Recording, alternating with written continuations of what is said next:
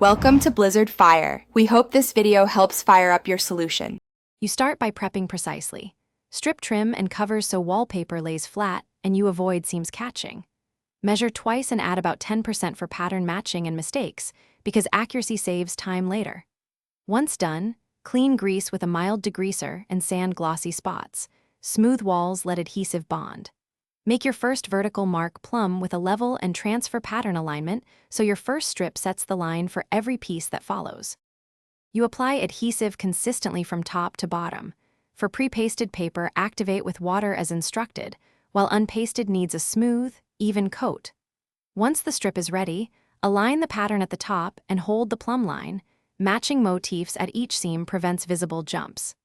Smooth outward to push air and excess paste toward edges, then use a seam roller gently to lock joins. Make precise cuts at corners and around outlets with a sharp blade. You finish by trimming neatly along baseboards and crown molding using a straight edge and a new blade. Then reinstall outlet covers after wallpaper dries. Once done, wipe off paste with a damp sponge so stains don't set, and let the wall cure for 24 to 48 hours before heavy use. If you see bubbles, prick small ones with a needle and smooth or lift a seam slightly, apply more adhesive, and press firmly. This restores bond without replacing the strip.